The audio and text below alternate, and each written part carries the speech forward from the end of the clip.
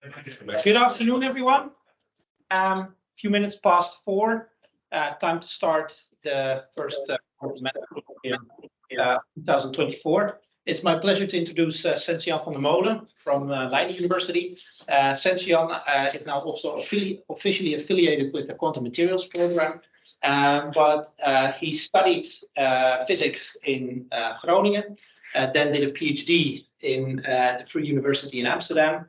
And then had postdoctoral positions in Groningen first, and then with Christian Schöneberger in Basel in Switzerland. And then he started his own group at the University of Leiden, and then progressed through the ranks and became a full professor, I think in 2020. So a few years already. Sensjan specializes in low energy electron microscopy on all kinds of different materials, and recently also from the Waals materials. He promised that he would give a standard introductory talk to what Van der Waals materials are for students that we have in our midst today. So very welcome to you that you're here. Sensjan, please take it away, and we're looking forward to your talk. Okay, well, thank you, Ingmar. It's a pleasure to be here and to be able to. Oh, there's still somebody coming. Hello. To be able to give this presentation officially within the QuMat network. Special pleasure to have my son in the audience. Studies physics here. I want to talk to you about Van der Waals materials, and specifically about what we do with them and a way to measure electronic states in these materials with an electron probe. That's basically what I'm going to talk about.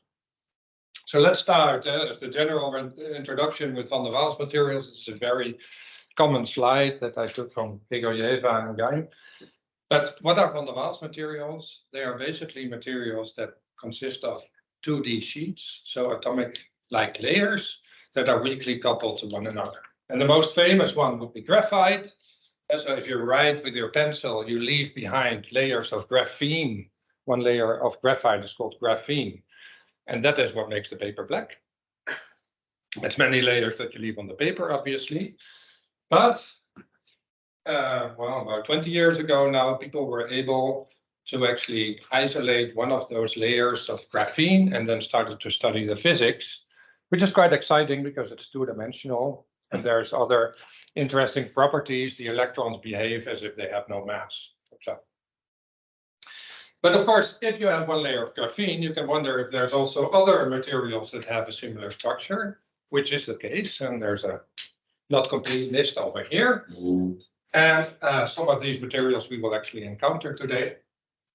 And you can then start to think about the possibility of making new materials, putting a layer of graphene on a layer of what is called HBN, on a different layer perhaps, and in this way build up your material and see if there will be interactions between the layers. So hopefully you can design materials, but also hopefully you can discover new physics. And that's kind of the two different threads that we have in this kind of field.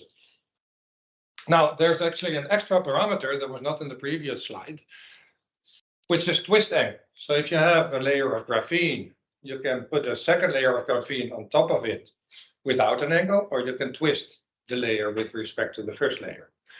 And if you do that, you get a pattern such as this.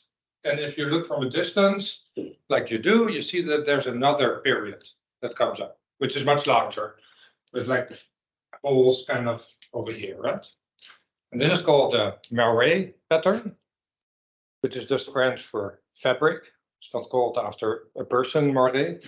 And this Molen pattern gives rise to another periodicity and to new properties of the material. And the fascinating thing is that whereas this is graphene and this is graphene, this can be a superconductor. But that depends critically on the angle of the twist. So exactly on the period that you get. So that's just telling and showing that it's there's a lot of possibilities, but it's also a zoo of possibilities, right? So that's also immediately the tricky thing, because if you are going to make new materials, you would like to well, basically to know how the layers interact with or without a twist. So in the extreme case, which is hardly ever the case, you would go to a new 3D materials if these layers interact a lot. And with interacting a lot, I mean that the electron states couple a lot. You get a band structure that has also a component in this direction. But if they don't interact, you get two-dimensional systems on top of each other. And sometimes that is what you want. If you want to measure graphene properties, typically you put it in between HBN, which is an insulator, and more HBN. And then it's nicely capped to the material in terms of conductance. Now, so basically what you want to know is the band structure. And I know the three of you don't really know what the band structure is. And it's a long story to tell, but basically those are the states of the electrons in the material. But these states depend on the momentum of the electrons in the material. So the energy depends on the electron momentum, and this is called the band structure.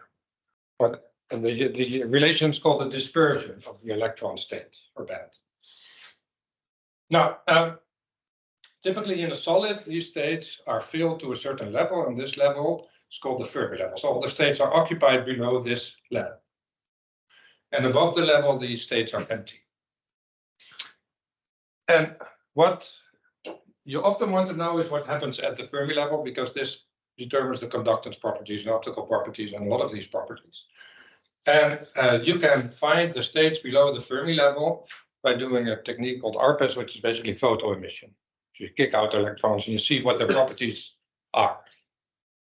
But what we will do is we actually will look at the unoccupied states. And this is what makes the technique that we use quite rare. So we are looking at a different energy, and we're looking at these unoccupied states that are actually more than the work function above the Fermi level. Now the zero in my talk will be here, and this is called the vacuum energy, which is basically the energy of an electron free in space without a kinetic energy. All right. Now, oh yeah, and maybe to tell, for that we actually designed a new method, which I will try to explain to you today. So if you look at van der Waals materials, hardly ever do they look like this kind of Mondrian regular image. Typically, it's not as nice as this, it's more like a mess, something like this. Because people stamp van der Waals materials onto substrates. And a real life example would be this. These are flakes of graphene and hexagonal boron nitride on a silicon substrate. And you see, well, you know, to understand what is going on here, you would like to zoom in and measure locally on the flakes. So if you have a purely optical technique with an optical beam that is maybe 200 micrometers or so, it's very hard to locally probe the flake. So what we do is we use electrons to do microscopy and spectroscopy at the same time. And this is an image taken with our instrument. I won't tell you now, because I'll do it in the next slide how we do it. But here you see the graphene flake and here you see the HBN flake. Because what do we do? Well, of course, I have to put a Waals formula because Ingmar and I both are into that. But the Waals formula has some use here because we use a low energy electron microscope. And what it basically is of course an electron microscope, but it's the third type that nobody knows. So you have the TEM, that's a transmission electron microscope. There's a lot of them here in Utrecht, where you use electrons with high energy to go through a material. Then you have SEM, scanning or secondary electron microscopy, where you come with electrons about 15 kilo electron volt and you look at the secondaries that come out. You have those also here, obviously. And then there's LEEM. And in LEEM, you basically probe with energies of only a few electron volts. So whereas the others are kilo electron volts, we are at electron volts. And how do you do that? Well, it's not so trivial because basically all the electron optics you have to do at high energy for the electrons, high velocities for the electrons. So what you want to do is have the electrons come in, but then decelerate them just before the sample. And the way that works is that we put the electron down at minus 15 keV, kilovolts, and the sample at minus 15 keV plus something. And the something is exactly determining the so-called landing energy of the electron. So if the something is 0, you can imagine the electron just touches the sample and goes back. If it's negative, the electron will not reach the sample. So it's a bit well, I always do this simple experiment. It's like throwing, the physics is the same in terms of equation as gravity. So this will be negative energy if this is the electron and the ceiling is the sample. That will be positive energy, you have an interaction, and 0 is the hard thing to do. Something like this. Okay, then we want to split the incoming and outgoing beams. So there's a magnetic field over here that gives you a Lorentz force. This is why I can put my Leiden Wall formula here. So the electrons go out again and go to the detector, but we have an aberration corrector here, which makes our instrument quite special on the world scale. There's not so many that can do that. And in principle, we have a 1.5 nanometer resolution, so not atomic, but still small. And since we can also tune the energy of the electrons, we can combine microscopy and spectroscopy. Spectroscopy would be that you look at the reflection as a function of energy. Okay, so what does it look like in real life? Something like this. And ours was designed by Luc Tromp, who is a professor in Leiden for 10% of his time, and the rest of his time he's at IBM in New York State. Yorktown Heights. All right, so to really see what this instrument does, the best way is to show you an experiment. And what this is the contrast, unfortunately, is not as good as I hoped, but this is an image of graphene with a set of different thicknesses. So you will find 1, 2, 3, 4, 5, 6, 7 layers in all these different domains. And this is an image taken at around 2 electron volts. But I'll show you a movie in which we change the electron energy from negative to positive to about 15. Now, as I said, if you're negative in the energy, the electrons don't reach the sample, and therefore they all return. You have 100% reflection. Above 0, they start to interact, and then you can see what happens in this movie. So first, everything reflects. And now you see that over here, you get a lot of different intensities. Let me just do that once again. And so you see that for every point, there's kind of a different characteristic. And of course, these characteristics are plotted at the right. And they're offset just for clarity, by the way. So you see here the reflectivity as a function of electron energy. Below 0, they're all high. Again, that's cool reflectivity. But then let's look at the first one. 1 layer, it has a dip here. 2 layers, it has 2 dips. 3 layers, it has 3 dips, etc., etc. So what is going on? So what is going on is that these are actually resonances, like interlayer states between 2 layers of graphene.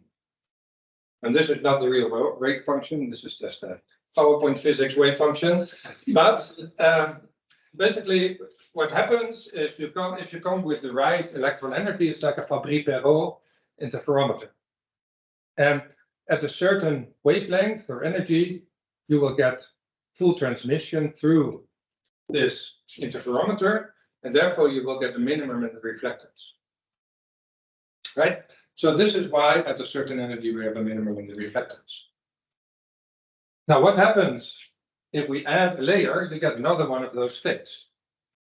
And now, of course, quantum physics kicks in, because if you have this situation, you may as well combine the wave functions. That's something you're learning probably this year, I guess.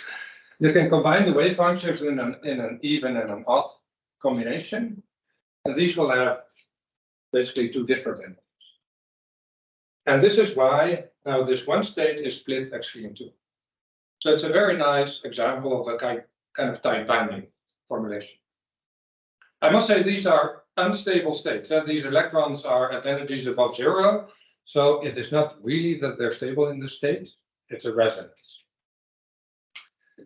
But it looks a lot like what you get in terms of physics when you combine two atoms into a hydrogen molecule, where you have also this bonding and anti-bonding. The difference being that this is a stable state and our states are not stable at all. Okay, is that clear? It's important that this is clear. Good, because now we want to go on, because now we know these are states, and you may wonder if these states have a dispersion relation, meaning that the energy depends on the momentum of the electron. And then the question is, what do we mean by momentum of the electron? Well, where's the stick? We mean the momentum, of course, in the plane of the graphene, right? And so far we came with the electron beam perpendicular to the surface. So the momentum in the plane is zero, which means that in terms of physics, we're in the gamma point.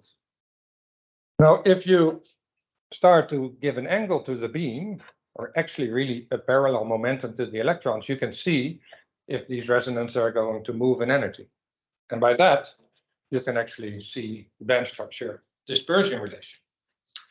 That's what we figured. That's something we really developed ourselves here in, not here, in Leiden.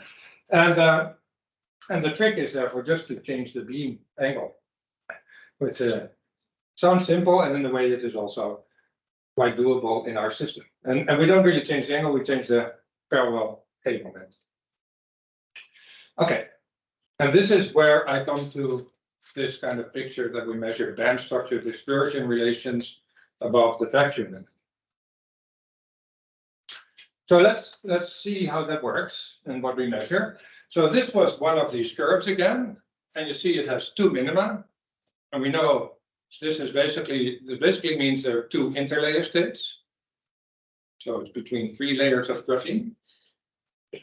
Now I converted that to a color scale over here. So blue is now where there's a state, low reflectance, and red is high reflectance, no state.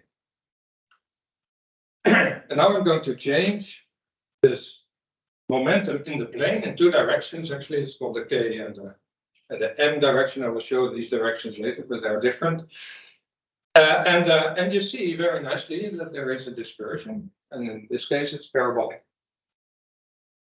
And you also see that the two states have a different parabola, which means that they have a different effective mass, if you want to define it that way.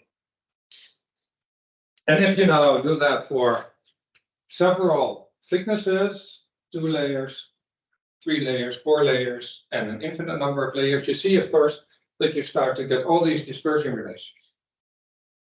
And then graphite, all these states have become so close together that basically in the Z direction you have formed a band.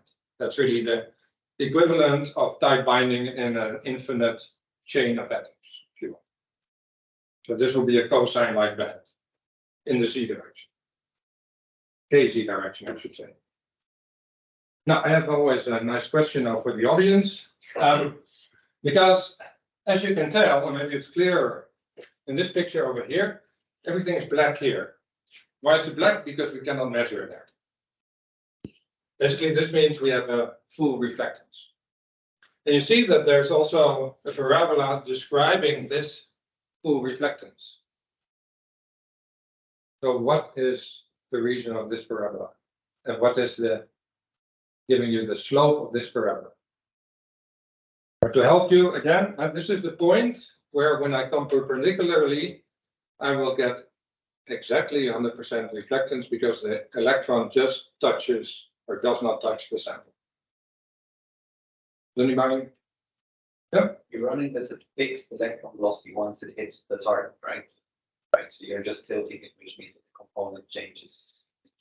Yeah. So basically, the Z component, you have the same total kinetic energy. If you change the in-plane component, it takes away some of the kinetic energy. So the Z component is less high. So the equivalent would be that with the same kinetic energy, I don't reach the ceiling.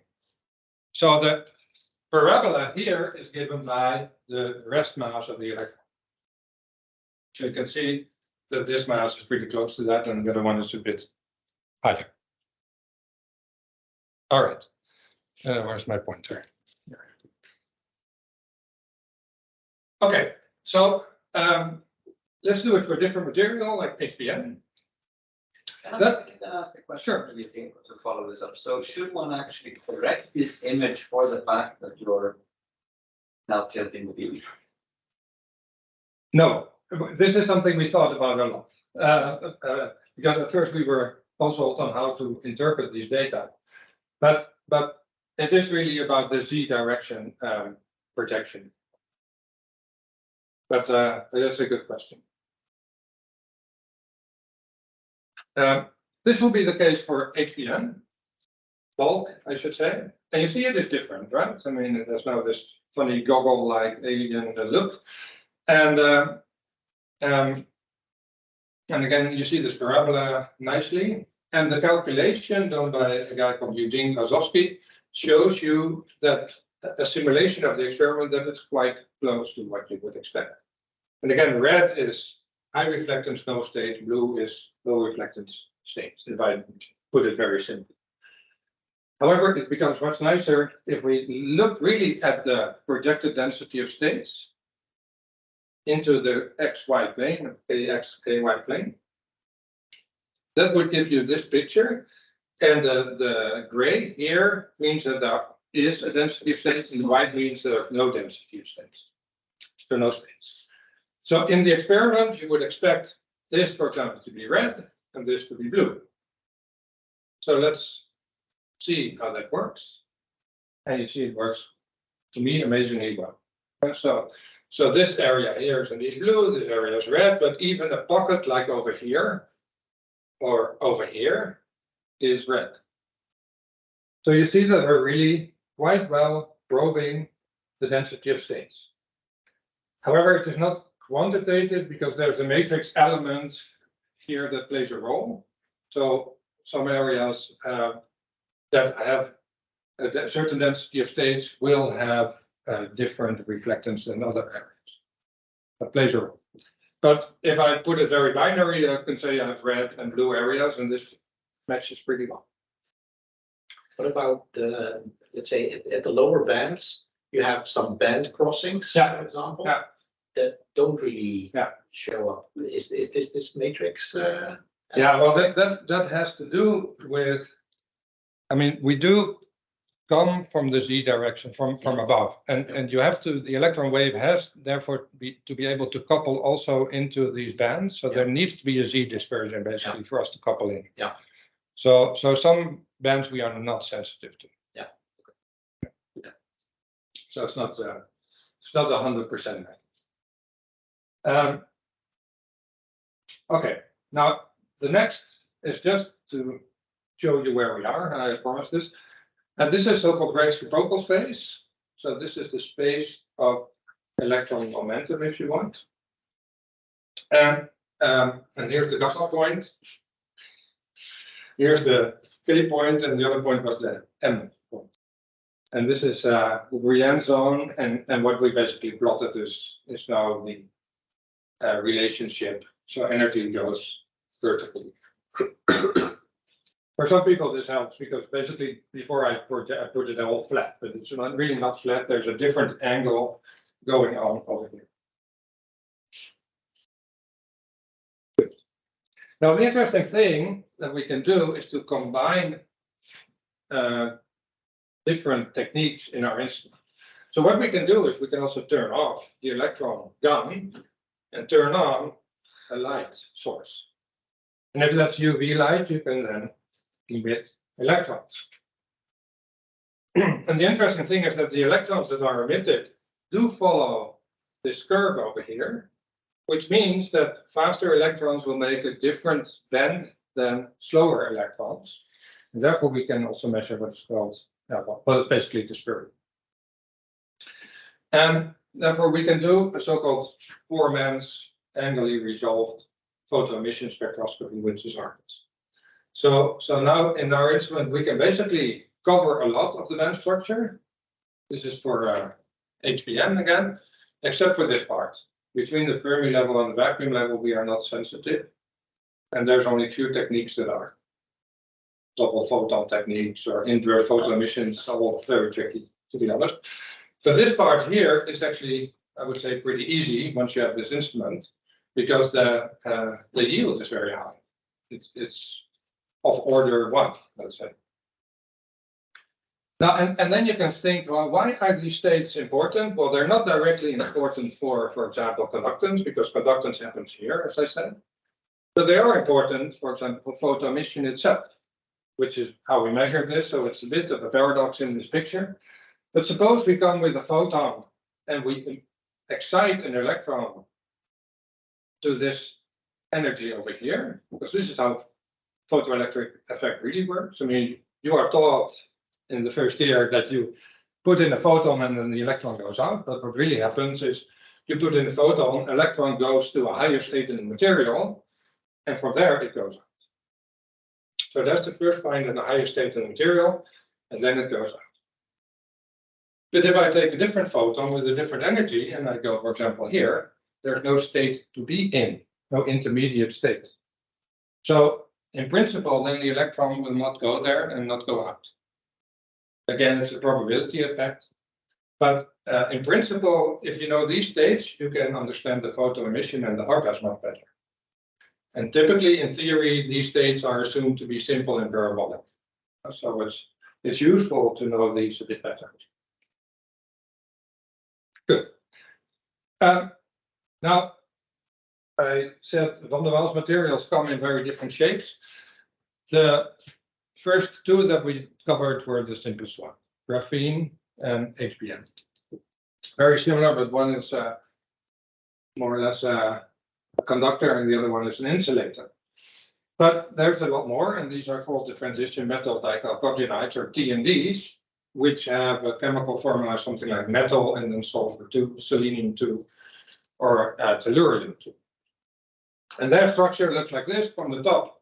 It's also hexagonal, but from the side you see that the sulfur atoms are not in the same plane as the metal atoms. So it's kind of a 3 atomic sheet structure per monolayer. And that makes them actually a lot more complicated, but in a way also more interesting, because their electronic properties, their band structure will depend, for example, on how many layers you have, but also on how they're stacked exactly, and of course also on the chemical structure. So you can have different types of phenomena. Some of which are really interesting, of course, like superconductivity and charge density waves, which is more like a piles transition in the 2D or 3D. Now, I won't dwell on this too long, but I'll show you that if you calculate the bands here, it's a mess, right? This is full spaghetti, if you will. But we can still try to measure this ARRES plot, and you see that, well, this lower band we can distinguish. But if you try to be over here, it becomes really hard to interpret. So that's also the limitation of our method. It can become too complicated, and especially if you now have a series like MOS2, MOSE2, MOTE2, you get more and more bands because the tellurium just has more states than the sulfur. And well, over here it becomes very hard to see something, but we can still see changes in this lower band, both in the calculations and in the measurements. So at least it's like a signature of the material.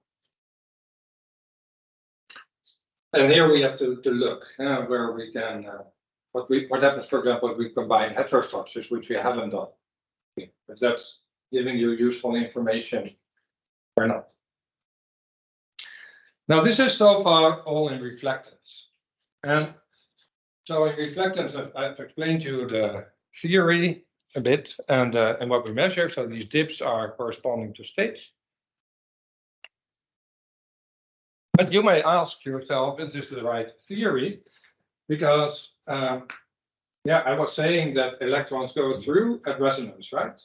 This is why there's no reflectance. But wouldn't it be nice to just take away the substrate and look if the electrons go through? Okay. So that is what we want to do next. So the question being, are reflection dips indeed high transmission states? And if so, can we also use that as a microscopy technique? So what we'll basically do is try and pioneer transmission in electron microscopy, but at energies of electron volts. And again, here in Utrecht and everywhere, also in Leiden, you have great facilities in TEM, where 200 kilo electron volt energy electrons are shot through materials. And why do you use such a high energy? Well, at these very high energies, the electrons just penetrate deeper through the material. So you need, the more power you give them, the easier they seem to go through. Which makes sense because, you know, the interaction time also with materials is very low. So it's well known that if you go down in energy, the so-called mean-free path, so the path the electron can travel without being scattered, let's say, is going down. And it's also already known for some time that there's a minimum, because at very low energies, this path length goes up again. Why does it go up? Well, that's a quantum effect in principle, because the lower it gets in energy here, the less energy it has to excite certain excitations. For example, a plasma. The energy of the electron is too low to excite the plasma. It will not excite the plasma and will just go through, not get scattered. So this is why it actually goes up again. And this is known, but has not been used. And so what we are now trying to do is to do them at these energies. Okay. And for that, well, simply we add an electron gun over here. This is done by Daniel, and we can then turn this one off and measure with this one or vice versa. And once we're at it, we can also, of course, see if this so-called universal curve is really universal, because that's the claim. Basically, they say, well, all the materials kind of behave the same.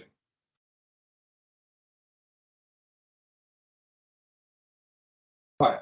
So the good thing is that, I mean, for the detector, it doesn't matter where the electron came from originally, right? So we can just transmit through and now measure these electrons. Now the TEM we can not do at different angles. That's too hard at the moment, because the electron gun is basically put in less than a cubed centimeter in our system. So it's not as fancy as the other electron gun. But as you can tell here, we can make images. And what you see here is graphene on a hole in a TEM grid. Right? So here's a hole, and on top of that is graphene, and this is 1 layer, 2 layers, 3 layers of graphene. It's like an egg, if you want, sunny side up. And then in transmission, you see that we can use the same thing. And this, of course, for us, it's we were really happy to see this. But you can also see that this energy dependence in transmission is also not trivial again. And you would expect the thicker, the blacker, which is what you see here at this energy. But at this energy, well, there's no difference between 2 and 3 layers. So again, there's spectroscopy. In fact, now we can try to test our hypothesis by making a spectrum in transmission for the freestanding graphene and for reflection. And then you see indeed when you have a dip, you have a peak in transmission. So this transmission function, if you will, has a resonant peak. I mean, since I come from transport from conductance in the past, I sometimes like to call this, to compare it to the Landauer transmission function, which is wrong, but also over there, if you have a molecule or an atomic state, we know that there will be resonance in the transmission. So there are some similarities, but here the electrons come from the vacuum. What you also see is that there's another dip peak combination. And actually, this is the next order state of the interlayers. Now we can also go to triple layer. You see that we have 2 dips and more or less 2 peaks, more like a shoulder. And again, we have this combination over there. And if you're interested, you can also find an energy where there's just as much reflection as transmission for the electrons. Now, if this were 50%, it would be a perfect beam splitter for an interferometer based on electrons, which you may use for some kind of quantum experiment. We cannot really do it in our case, but otherwise it's nice that we can actually find the position. All right. Now what you should see, I hope you all saw that, is that there's a problem. What is the problem? Anybody see the problem? Yeah. They don't sum to one. They don't sum up, right? Yeah. So the transmission and the reflection over here kind of sum up to 1, but over here they certainly don't, right? So that means that we have missing electrons, and these missing electrons are there due to inelastic effects, which means that the electrons are scattered inelastically, which means they lose energy and or absorbed by the material. And I didn't explain this in detail, but we only measure the electrons that come in perpendicularly and go out perpendicularly. So basically this means that we can now, as a function of energy, measure the mean free paths. And we can measure how many electrons get through for a certain thickness, and from that we can deduce mean free paths. Which in fact means that we can now make a much better graph than this so-called universal curve, and now for graphene as a function of energy, plot this mean free path. And you can already tell that it has this kind of behavior, as I showed before. But now we can do it continuously instead of a few points. But this is done in this paper. All right. Let me see. I have 5 more minutes, maybe. So You can take a little bit more time. We also started a bit later. we started it. That's too. Okay. Because I want to show you MOS2, which is a bit more complicated. But interesting. Here we do also reflection and transmission. This is what a sample that was made in Delft. So there's MOS2 again on one of these grids. And we're now going to make a reflectivity spectrum like I've shown before. And you see, you follow it. So this is the substrate. That's pretty boring. And then we have the MOS2, both on the substrate and freestanding. And you see the curves are similar, but a bit shifted. Which is probably due to difference in flatness. But there's a clear characteristics over here. Now, to understand that, Kozowski has done calculations, and these are a bit harder to understand, so I have to guide you through. On this axis, it has energy. And what we have is for each energy, an electron wave comes in. So you have to really look energy by energy. It reflects over here where the layer is. So the layer is a space, it's really space, thickness. It reflects over here where the layer is, and then there's a reflected wave. It interferes with the incoming layer. This is why you see this oscillation. And then this is where the rest of the electron density that goes in. Now you see, for higher energies, these oscillations go closer. That's just because the wavelength gets shorter at higher energies, which is the De Broglie relation, really.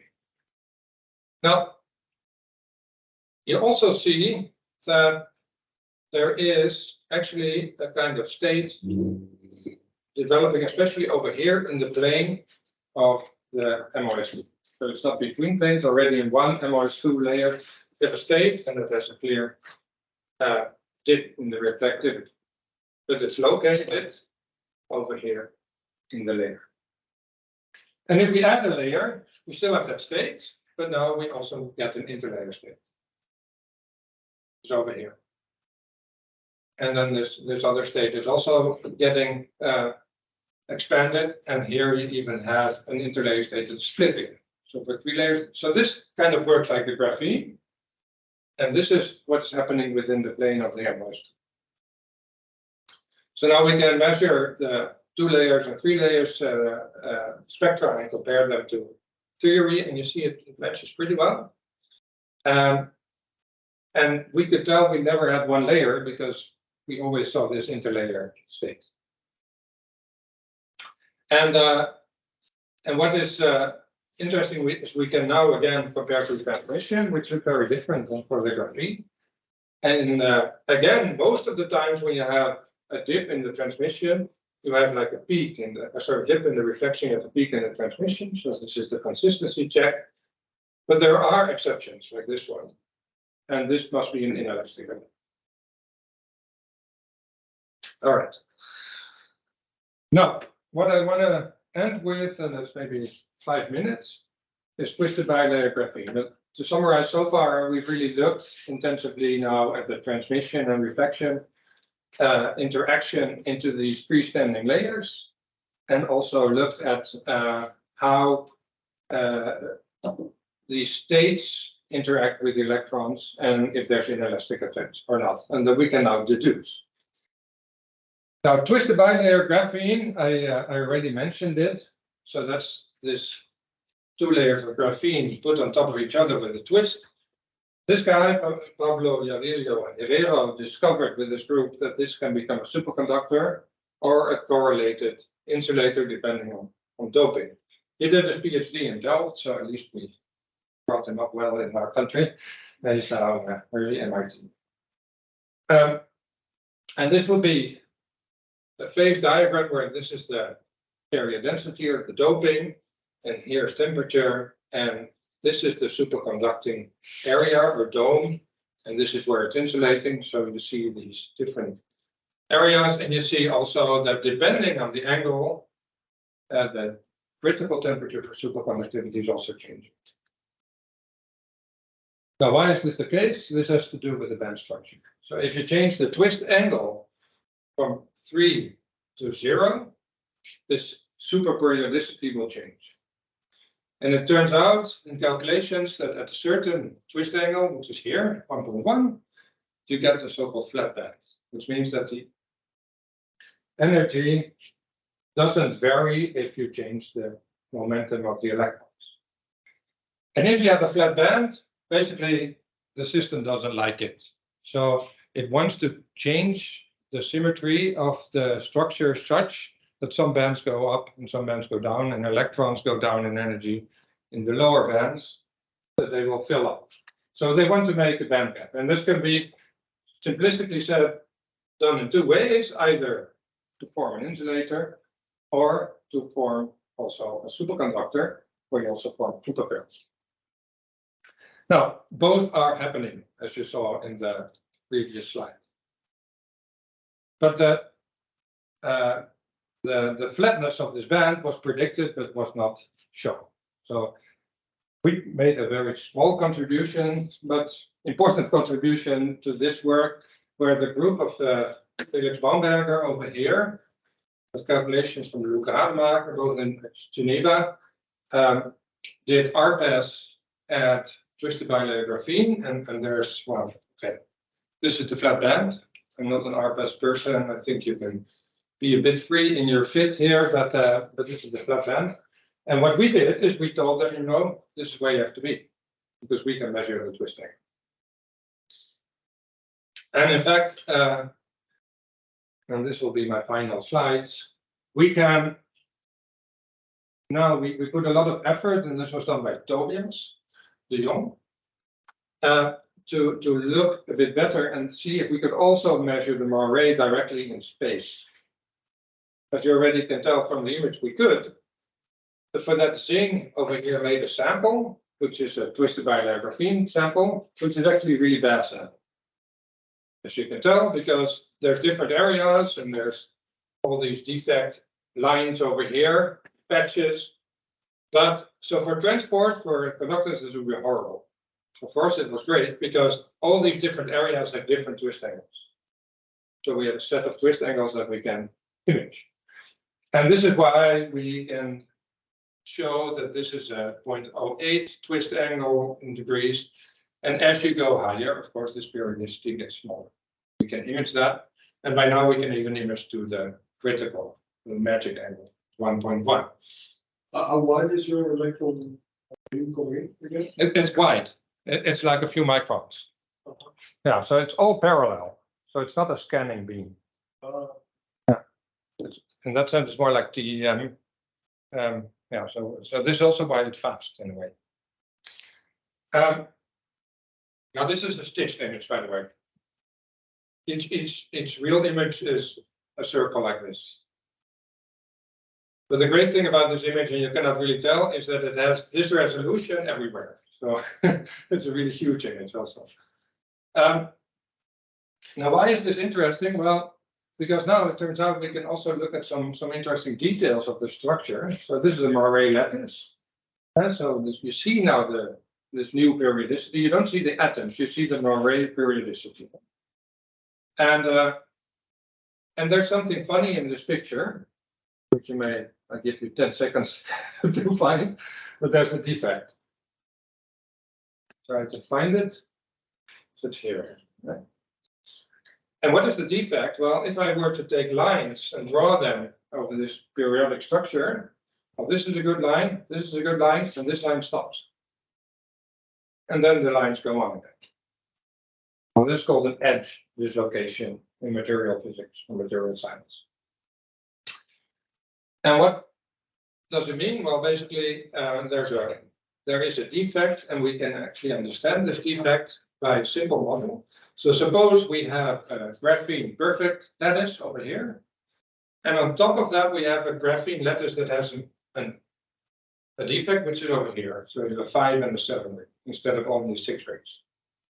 It turns out that this already gives you this edge dislocation, because if I put this on top of that at the twist angle,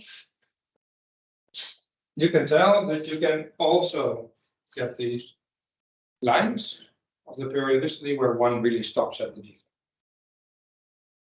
So what this shows, and I think that's really cool, is we cannot see atoms, and our resolution is a few nanometers, but the Moiré structure magnifies the defects.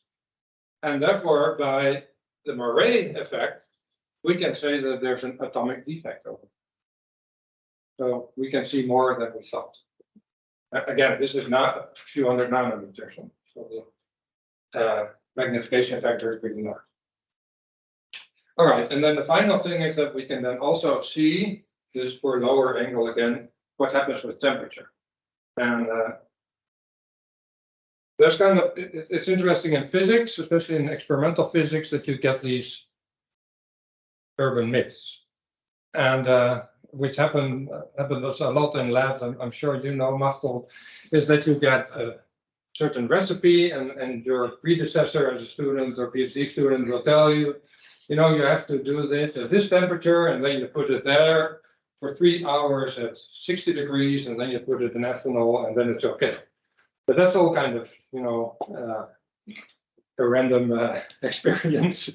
So a lot of people say that if you have a Moiré structure, twisted bilayer graphene, you shouldn't heat up to more than 150 degrees centigrade, because it will flip back. So the good thing is we can test this. So what we did is we put the sample at 500 degrees, and we just looked what happens to the structure.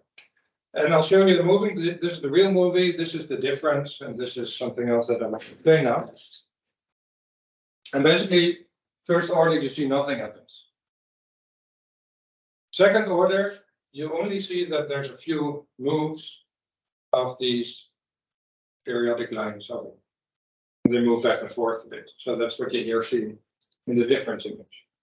But it doesn't untwist at all. And you could argue, okay, this is in this funny sample, boundary conditions could be different everywhere, but still, it's pretty, I mean, it's 500 degrees, and it's really quite stable. So finally, that is really good news. So you may dare to heat up a bit further than most groups, and you get a nicer, cleaner sample. So that's maybe the last practical take-home message. For now, let me summarize. I hope to have explained to you how we study interactions with van der Waals materials, that we can actually measure these unoccupied band structures, which is a new method, that we can also, we've also introduced EV-temp, also a new method, and together we can actually find mean-free paths, which I didn't tell you why it's so important, but you can help that. And we're also working on different, on another new technique, but I won't have time to talk about that. And now Ingmar is standing up. Well, let me thank the people that worked with me. This is my group, Ruud and Ruud especially. Thank you. Thank you. We have time for several questions. I was wondering when you said they illuminate the sample by the light, so you generate now plastic particles and excitons kind of correlations. How does that actually appears, the exciton or charged exciton appears in your measurement signals compared to like the dark signal? Yeah, we cannot really see them. That's the first order answer.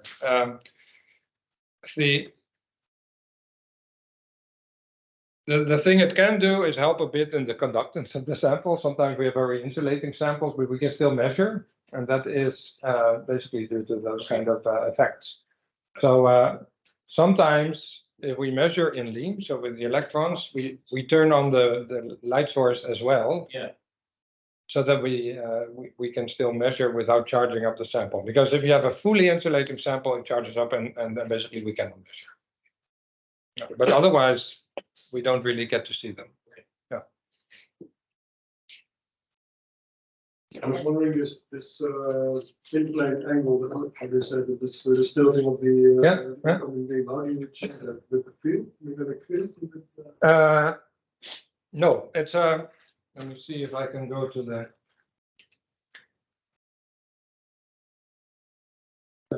Yeah, so of course there's a lot of detail here that I missed. But there are electron lenses here, which is a combination of an electric field and a magnetic field. But there's also deflectors. A deflector is nothing than like a perpendicular electric field for the electrons, and it just bends the beam. And by combining different deflection settings, you can make sure you change the angle and stay at the same position, because that is the non-trivial thing. You can change the angle, but you don't want to drift to a different place. So this combination, we had to find the sweet spot. But it's a deflector.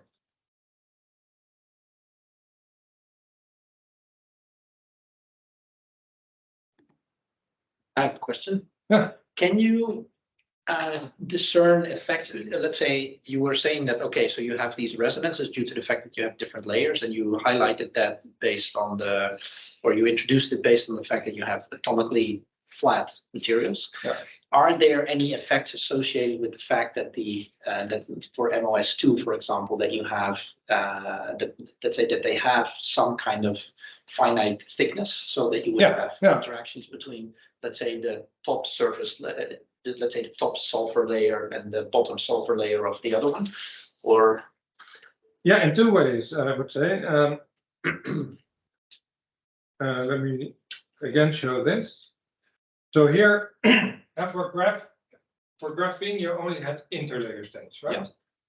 Yeah. Which we also have in the MOS2 case. Yeah. But for MOS2, there's also a real layer state, which you don't have for graphene, at least not within our measurement window. Which is, if you want, an interlayer state of the two sulfurs, but I don't know if I'm allowed to put it there.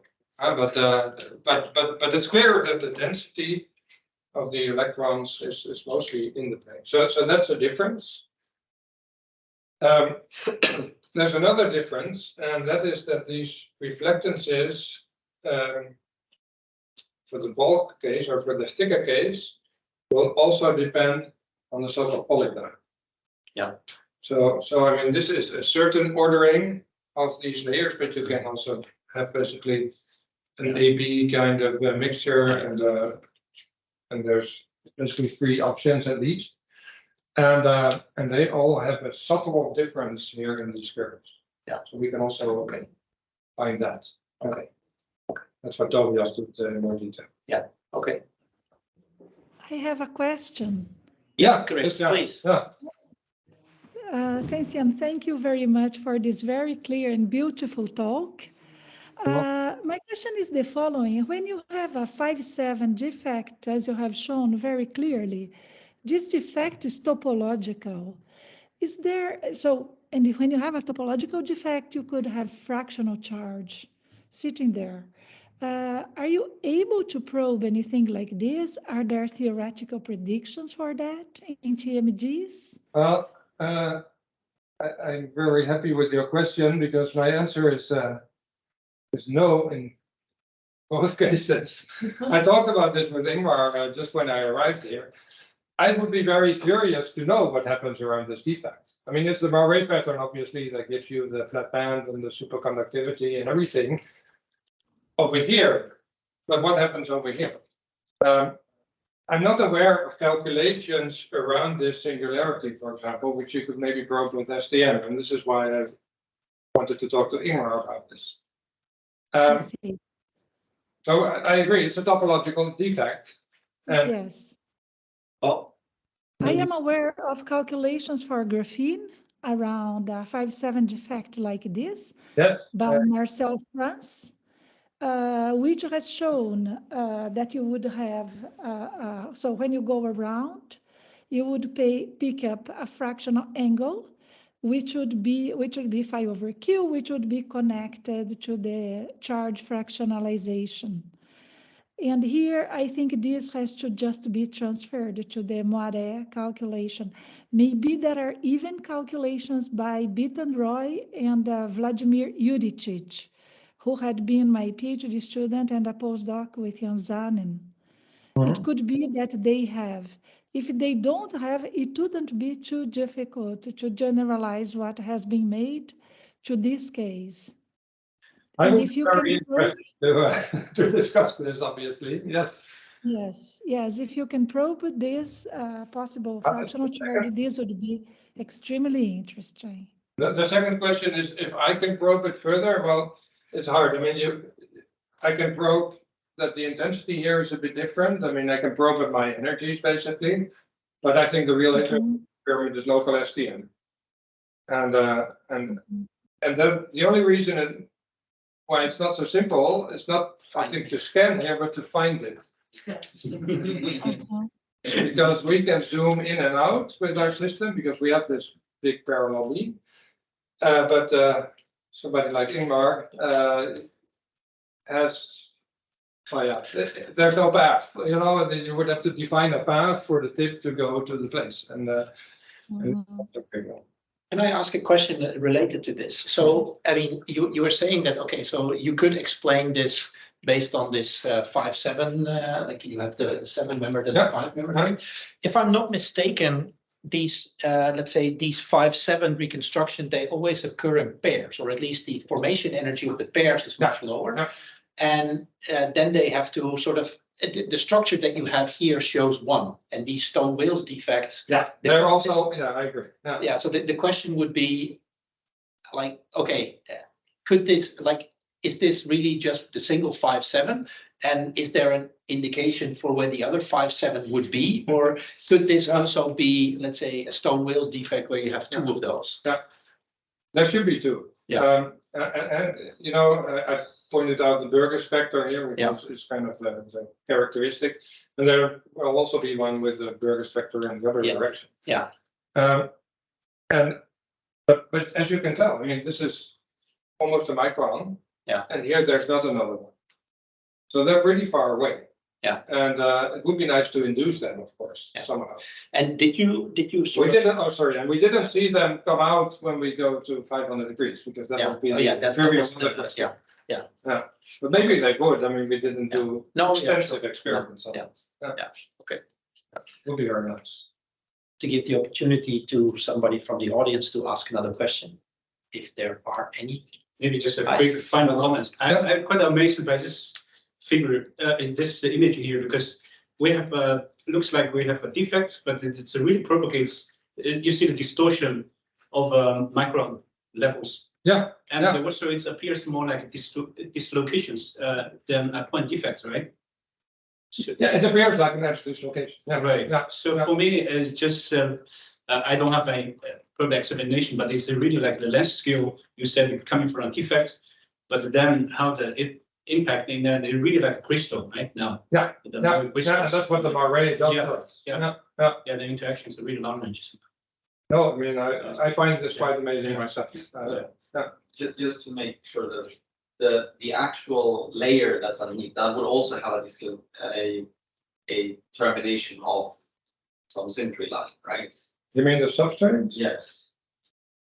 So if you didn't look through your Moiré magnifying glass, if you just look directly at the underlying substrate, you would also see this line disappear, right? Sorry, now I missed what So you if you said. took away the perfect layer, just look at one of the layers. Oh, yeah, The if one you with the were to look at this one. Yeah, there's a Yeah. defect line there Yeah, as well. yeah, So, yeah. so it just gets inherited into the wire. Exactly, exactly. That's what So it there's is. a slight, there's actually a slight dislocation. There's a slight angle Yeah, multiplication going on. okay. There's also, I think it's a 90-degree angle between this one and this one. But basically putting this on top is what does the trick. Okay. Question for Christian, actually. Christian? She's not there. Oh, she, Yes, yes, no, She just. yes. If anybody did a first principle simulation of this kind of system, because they're quite big, or only model calculation. I don't know anything about first principles, Zayla. I only remember some works by, I think it was Vladimir Judici, worked a lot with disclinations and topological defects. And I think there was one work by him and Beaton Roy about that, maybe even in twisted graphene. And I'm aware of this old work by Marcel France, looking for, it was, the work by Marcel France was with a honeycomb lattice with double and single bonds. And he had a disclination, and he was looking what happens when you just do a winding around the 5-7 defect. And he was showing that you would get this fractional charge. Because So those are the only works I have. A first principle could be also very interesting. it could be combined also with the models, because I mean, one could start like with the point, but then you need to combine with the model, because the thing is pretty large. Absolutely. Perhaps it's a way to go to answer the question. Okay, Absolutely. thank you very much, Sebastian, for a very nice and clear talk.